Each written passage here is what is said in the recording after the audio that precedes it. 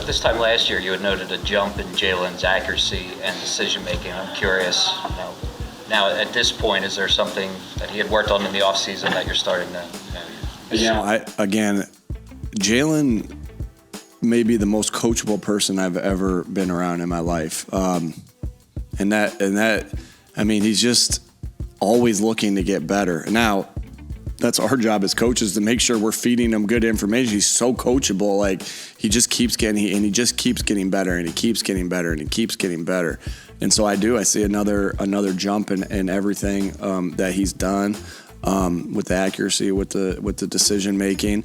We're doing 7-on-7, so there is no rush. So there's no pass rush except for the guys that are walking at him with the bags. But Peter, our equipment manager, is not going to make a sack on him in that particular case. But but I do see his development continuing, and that's why we talk about with Jalen all the time. I don't know what his ceiling is, because he just keeps getting better, and he's going to continue to do that. And so I've seen that same jump, just the decision, the speed in which he makes his decision, his accuracy of his throws. He's really had a good spring. Imagine Jalen Hurts even better than he was last year. That is the path he's on. He lands at number 7 on the Chris Sims top 40 quarterback countdown for 2023. Up 18 spots, 25 last year. I think he impressed and surprised a lot of people.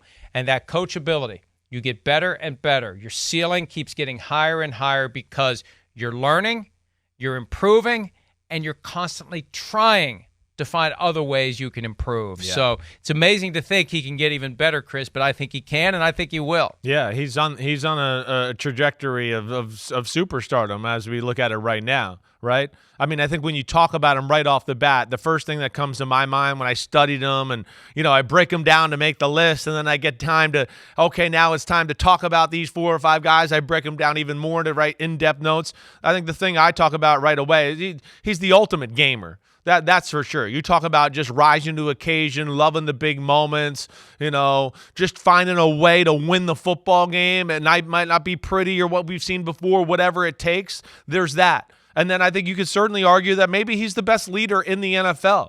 I think that's real when you talk about that. And then when you get on the field, here's the thing that I love about him, and I echo a lot of what Nick Sirianni said.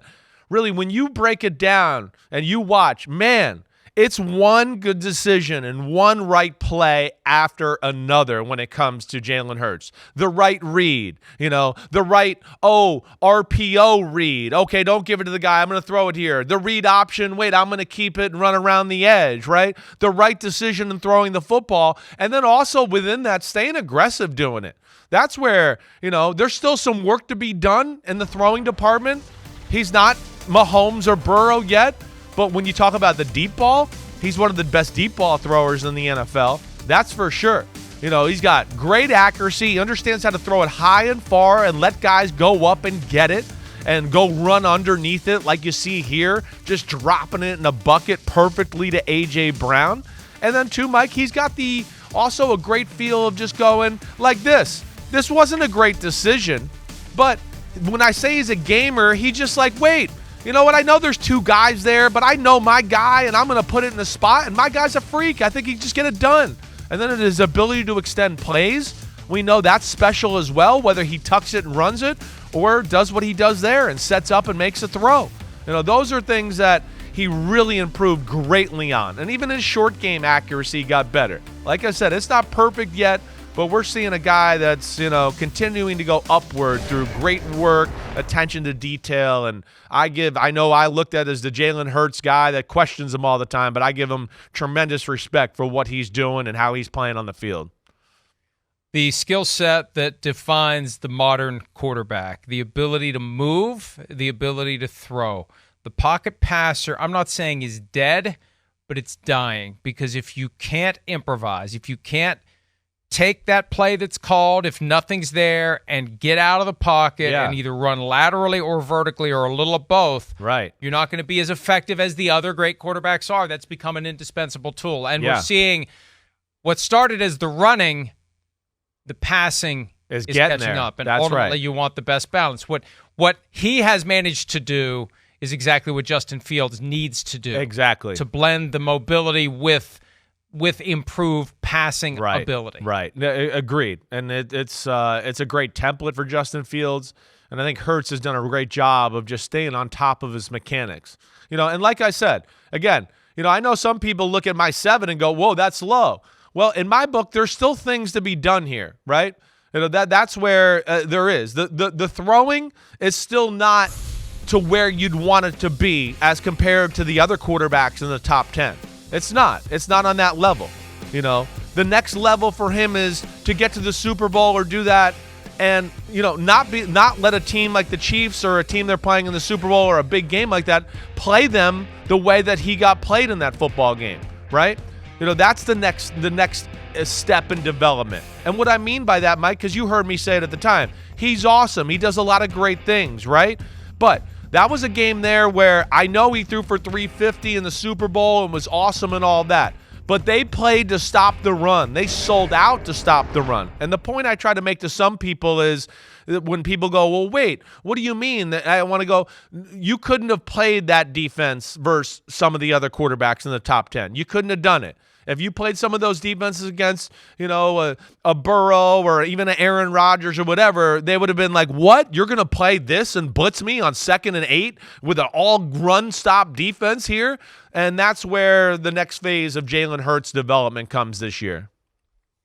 The complication comes from the departure of offensive coordinator Shane Steichen to the Colts, where he's now the head coach. Brian Johnson, who was actually coached in high school by Jalen Hurts' father, is now the OC.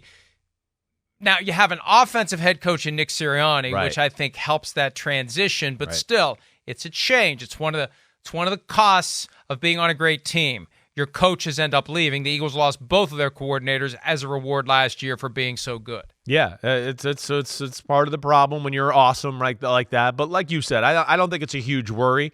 They got a guy in Nick Sirianni who's an offensive mind. They know how they want to play. They'll continue to add ideas. But, yeah, this is where it'll be an interesting year. We know they're the best team in football. We know that, right? And they got to the Super Bowl. And there's a lot of things that you love about them for sure. But the year will be different in the fact that, like we always talk about, there's going to be a bullseye on them this year. Their schedule is much tougher this year than last year, right, Mike? And as we always discuss, when you're a team like the Eagles and you were kind of groundbreaking and dominate football that way, everybody studies you in the offseason. So everybody steals some things from you on the offensive side of the ball, which translates to those defenses being able to practice it against it more. And then, of course, defenses study what you did a little bit too because they know, oh, wait, this is going to be the in-fad thing going forward that people are going to steal from the Eagles. And that's going to be a good curveball to see how they handle that.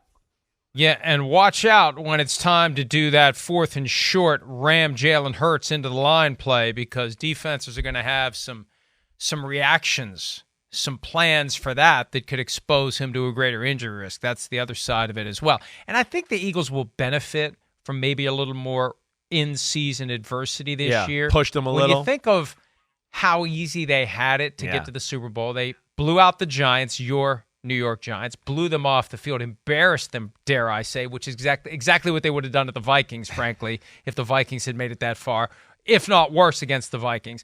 And then the 49ers game, it's over from the get-go because of the Brock Purdy injury.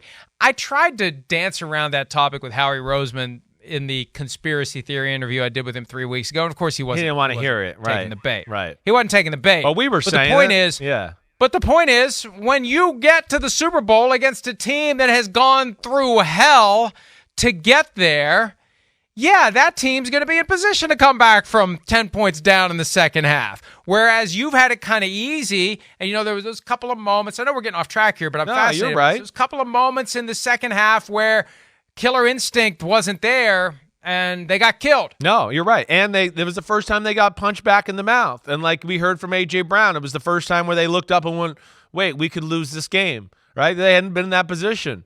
The last few weeks of the regular season, it really meant nothing. Hurts was a little banged up, right? He played the last game a little bit, but it wasn't like an essential win, must-win type of situation. Yeah, you said it, right? Divisional playoff game. Playoffs were a cupcake. It was easy. So, yeah, it worked against them, but we know they're going to be right back in the mix of things. That's for sure with that team. Hi, it's Mike Florio. Thanks for watching PFT on YouTube. Hit subscribe for the latest news and analysis from Pro Football Talk.